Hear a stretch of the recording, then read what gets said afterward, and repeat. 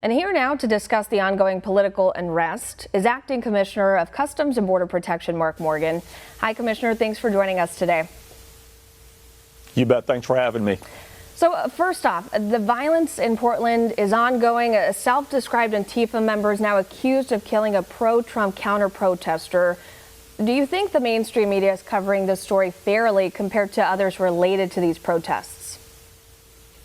Absolutely not. And Jennifer, what is tragic about this is the death of this young man could have been prevented. But what we've had for over 90 days is organizers out there encouraging the violence, saying that the violence and looting is actually a new form of reparations. We had an attorney general from Massachusetts actually said, yeah, America's burning, but that's how new force grows. And we just had an organizer this week in D.C. advocate to burn the White House down and to, quote, bust the heads of D.C. police. All while, the past 90 days, the mayor of Portland, his strategy is to refuse federal assistance to restore law and order, and said his strategy is to continue to set back and, quote, they'll burn themselves out. Well, we've seen how that has happened for over 90 days.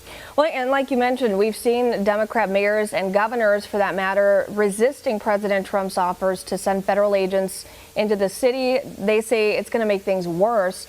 Now in Wisconsin, where the president's heading to today, their governor took up the offer after Kenosha. Of course, as we saw, that city has been relatively more quiet over the last few days. What's your reaction based on those facts? Well, first of all, it's just absurd that they're not, those cities like Portland are not accepting the help.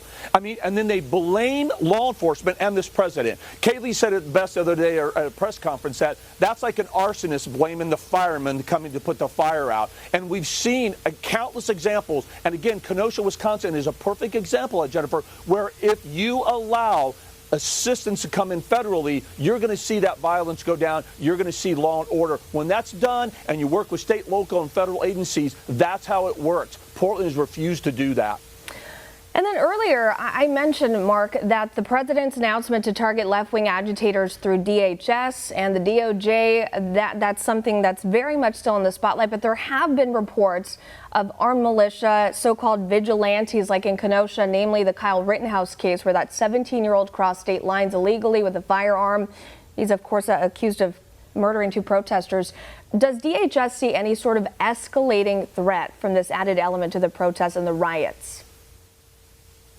So this is what I could say. Both the Department of Justice, specifically the FBI and HSI, Homeland Security Investigation of ICE, investigative element, they're working together. And it doesn't matter what side of the aisle any type of violent activist group comes from. They're going to fully investigate those entities. And that's exactly what's happening. Look, they're joined across. We've had about 300 arrests nationwide from these protests, many of them federal. They're taking a look at that. They're trying to identify the heads of these organizations who is funding the movement from state to state of these violent criminal opportunists that are going there. And one last thing, Jennifer, this is very important. This is Antifa tactics. What they do is they will fund them to come in from other states to a city and to cause violence and criminal activity. And then when the local law enforcement respond, they call them fascists. That's their method. That's what they do. And that's what DOJ, along with DHS, is trying to investigate. And hopefully this violence clamps down because, like you mentioned, it's been ongoing in some of these cities for quite some time now.